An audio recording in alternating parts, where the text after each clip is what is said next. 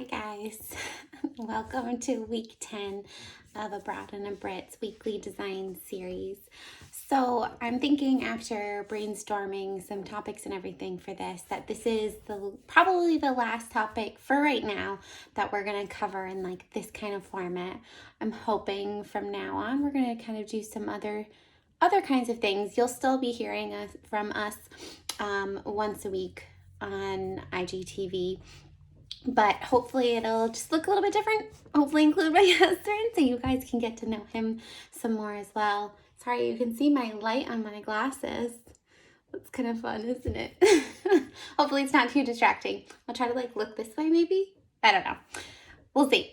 So this week, week 10, we are covering the topic of how to balance feminine and masculine design styles. So this is something that I only just recently kind of started to put together. It's not something I've been working on for a long time. So I'm sure there are many ideas out there and it can be more deeply explored. But it was something I kind of wanted to touch on because I used to have slightly more feminine spaces upstairs. They definitely still tilt that way, but I'm starting to just want to kind of mix the two together. It never has to be that case. You can always have more feminine or frilly and then more masculine spaces. But my entire goal with this house is to kind of balance the two so that it kind of doesn't necessarily feel one way or another when you're in every space. So some ways to kind of do that is you really want to think about your colors. As you know, as much as we probably don't want it, colors definitely do have defined by masculinity or femininity. Like there are many pinks out there that I love. We've used probably most shades of them in our house.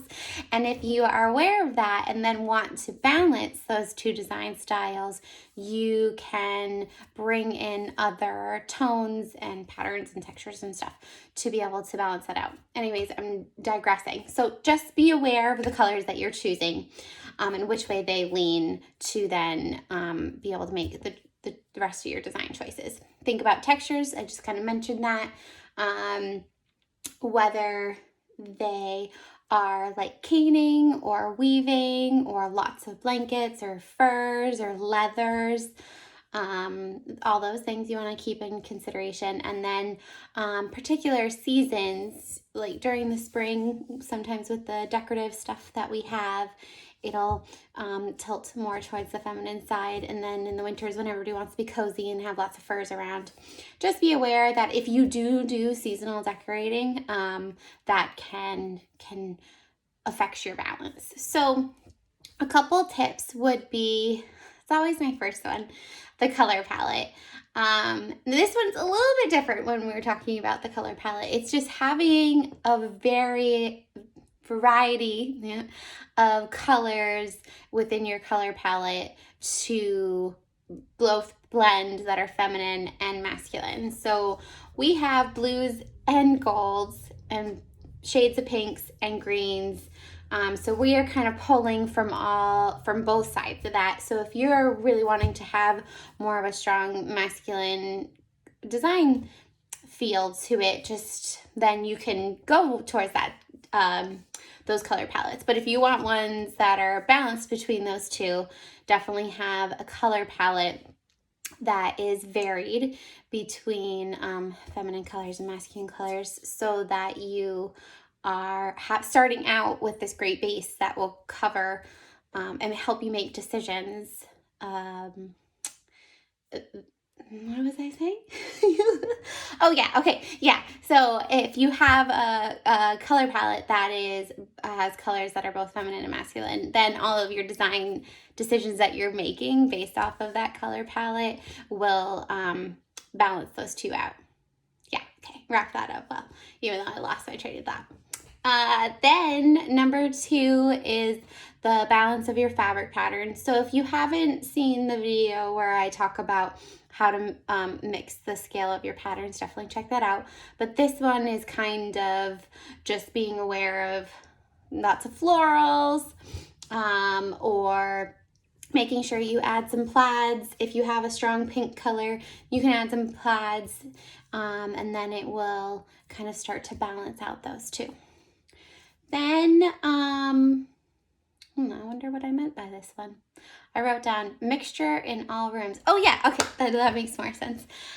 You want to make sure that you're trying to have that same flow throughout your whole house. So mixture, the same kind of balance throughout each room.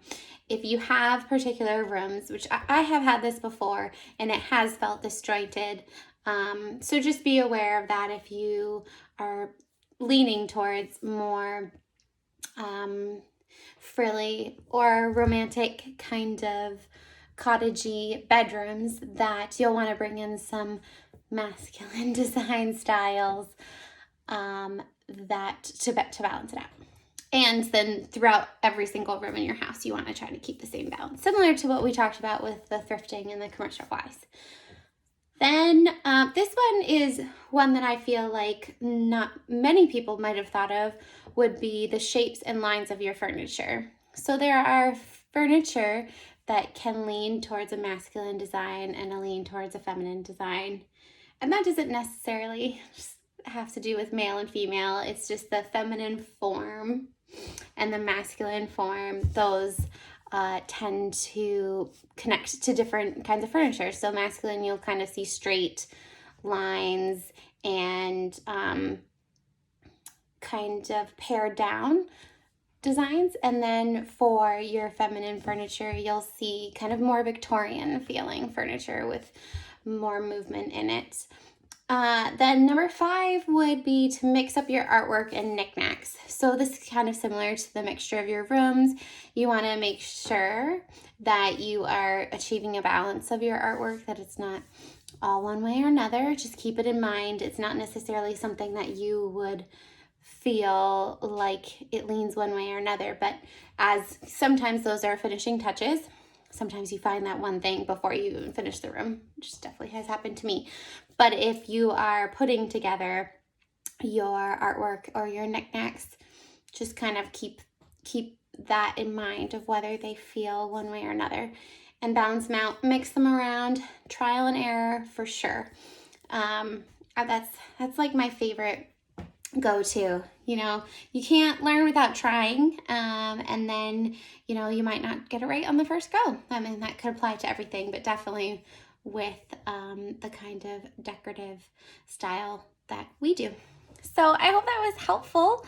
Again, I think we're thinking that we're going to be doing something different, so come back to check out the next one. Thank you guys. Have a great weekend.